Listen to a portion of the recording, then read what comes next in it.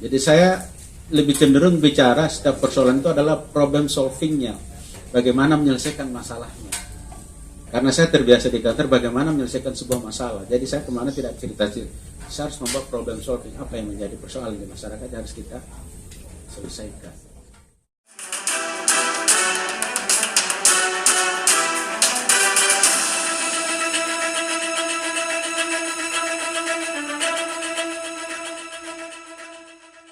Jangan lupa subscribe channel Pewarta TV. Assalamualaikum warahmatullahi wabarakatuh. Kembali di channel Pewarta TV. Kali ini kami wartakan terkait komunitas sepeda PGC undang M. Firdaus Demanye. Tokoh profesional dan pemerhati Takalar Insinyur Haji Muhammad Firdaus Demanye MM terus melakukan kunjungan langsung ke masyarakat sebagai wujud pemerhati dan kepeduliannya kepada masyarakat Kabupaten Takalar pada tanggal 15 Januari tahun 2022. Muhammad Firdaus Demanye yang didampingi oleh komunitas sahabat Takalar menghadiri undangan silaturahim oleh komunitas sepeda PGC atau Polong Bangkeng Gowes Community di lingkungan Malewaya, Kelurahan Malewang, Kecamatan Polong Bangkeng Utara, Kabupaten Takalar. Muhammad Firdaus Demanye. Terima kasih Pak telah hadir di tempat ini, di komunitas sepeda yang ada di Takalar. Kami sampaikan bahwa dari sekian komunitas sepeda, salah satu yang aktif ini adalah Polong Bangkeng Gowes Community. Tetapi dalam perjalanan ini kami berinisiasi bahwa komponen daerah ini paling tidak harus hadir berpartisipasi di setiap hal terkecil di daerah ini. Hari ini kami membangun silaturahmi, dialog dengan tokoh-tokoh Takalar, dan alhamdulillah PGC hadir ini bersamai Bapak Haji Muhammad Firdaus. Semoga kehadiran beliau di tengah-tengah kita menjadi penyemangat, menjadi spirit tersendiri, dan insya Allah sebentar kita akan dengarkan beberapa arahan dari beliau tentang Takalar hari ini, besok, dan ke depan. Kami sampaikan bahwa jumlah anggota komunitas ini kurang lebih 80 orang, Pak Haji. Yang aktif berkunjung kurang lebih 20 orang. Sisanya itu ketika sepeda santai.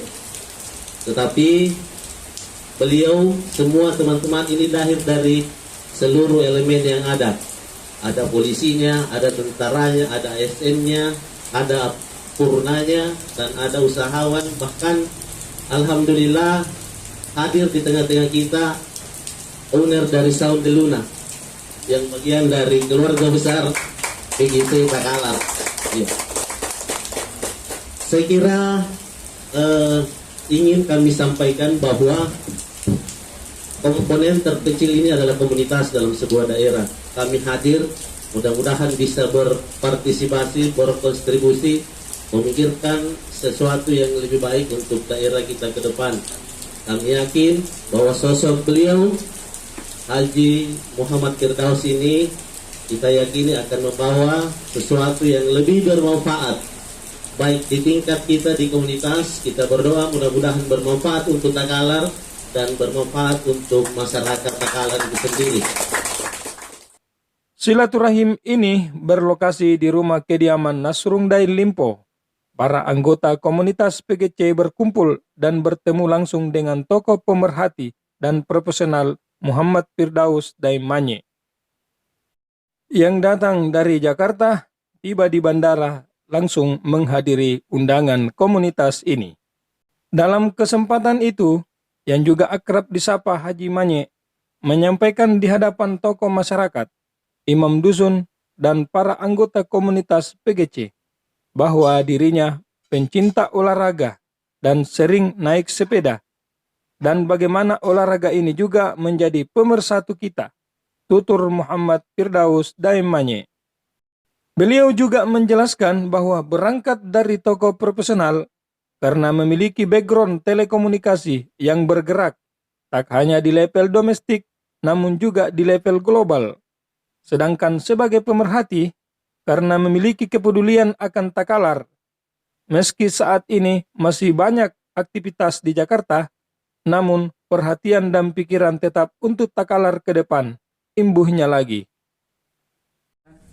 Perputaran ekonomi. Ya. Enggak pernah sampai dan pulangnya mampir di Daluna kan ya, lumayan Daluna kan. Ya paling tidak di sekitar 50%. Nah ini saya cerita sehingga memang banyak hal yang harus dilakukan ya. Saya di nelayan juga cerita begitu. Penangkapan takam sama kamanan nih susah karena sekarang orang teknologi penangkapan ikan sudah maju pakai GPS.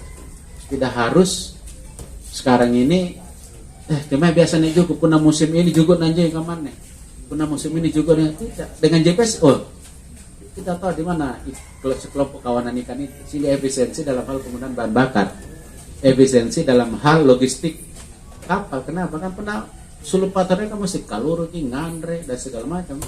Nggak pernah di sini lokasinya kan bisa. Oh di sana ikan kerapu, oh di sana cumi banyak sih langsung tahu. Jadi semua sekarang berbasis teknologi. Pelihara ikan lele juga begitu. Pernah pelihara ikan lele, sangka makaman tidak maju gitu. Kenapa?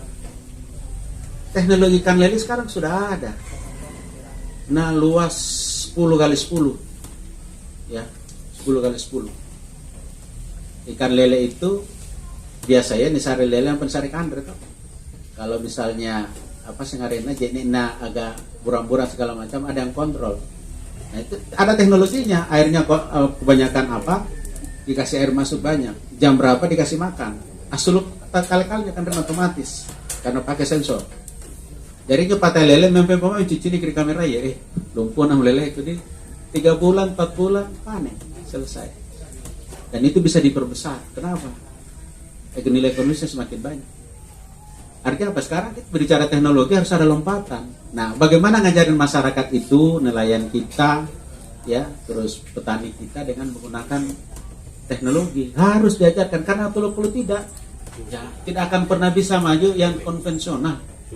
Itu ji. Ya Rolo tuh pakai Pak Jeko pakai sapi tuh. Sekarang udah pakai traktor, bahkan panen pakai combine. Suatu saat nanti petani itu memahami kenapa? Yang tanam ini Pak Jeko malah disewakan ke orang kan. Setelah di Pak Jeko ada lagi mesin penanam padi tuh. Nanti kalau dipupuk pakai drone, semprot. Teknologi maju. Ya. Begitu mau sudah tumbuh panen pakai combine, ya. Langsung dipotong-potong itu. Hasil dengan bakso jantan. Langsung dipilah-pilah anunya apa sih namanya? Jerami. Jadi jerami ikat. Jadi petani tinggal duduk semua yang kerja mesin. Itu produktivitas naik kan? Nah, bagaimana mengajarin membawa teknologi itu di situ. Jadi saya lebih cenderung bicara setiap persoalan itu adalah problem solvingnya. Bagaimana menyelesaikan masalahnya. Karena saya terbiasa di kantor bagaimana menyelesaikan sebuah masalah. Jadi saya kemana tidak cerita. Saya harus membuat problem solving. Apa yang menjadi persoalan di masyarakat harus kita selesaikan. Sekarang lagi misalnya contoh teknologi, misalnya sini kan ada hutan. Sekarang hutan tidak usah dijaga terlalu ini. Perlu ada jagawana, tapi kenapa ada teknologi sekarang? Karena balong apa sih bola pingpong. Tinggal taruh saja itu sensor. Ini sensor aja nggak sarah karena sarah langsung direkam. Puna po ngamatung kamanunya terata-tata gabuna berarti somil. Nah karena masyarakat sensor. Oh berarti ada penerbangan liar di sana. Ada penerbangan. Ada izin nggak? Kalau nggak ada izin berarti liar kan?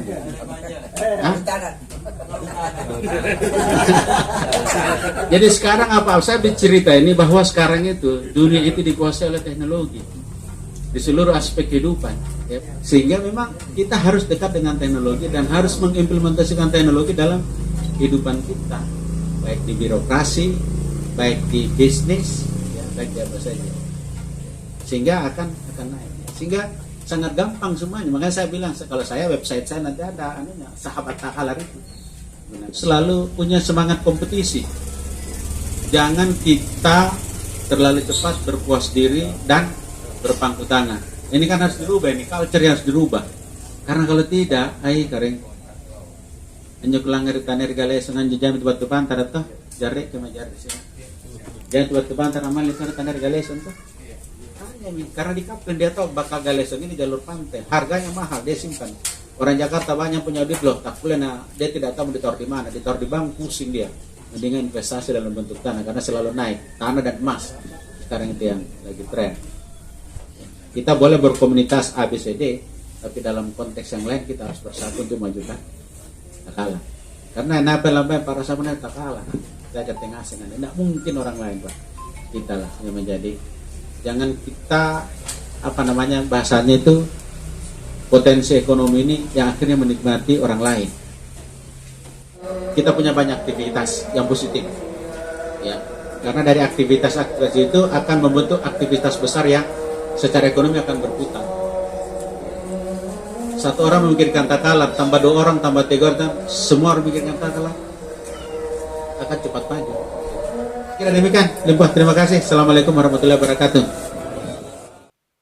Tokoh asal Takalar ini yang lahir di Makassar pada bulan Juli 1967 menyelesaikan pendidikan strata 1 di jurusan Teknik Elektro Universitas Hasanuddin, Makassar, dan strata 2 di jurusan Marketing Manajemen di Universitas Muhammadiyah Malang. Disambut antusias oleh komunitas PGC dan menaruh harapan ke depan untuk Takalar lebih baik. Silaturahim ini berlangsung sekitar kurang lebih 3 jam. Muhammad Firdaus Daimanye juga menyempatkan diri sholat duhur berjamaah dengan warga lingkungan Malewaya, Kelurahan Malewang, Kabupaten Takalar. Acara ini pun diakhiri dengan acara sesi foto bersama dengan warga dan komunitas PGC. Demikian yang dapat kami wartakan. Sam dari Takalar melaporkan. Assalamualaikum warahmatullahi wabarakatuh.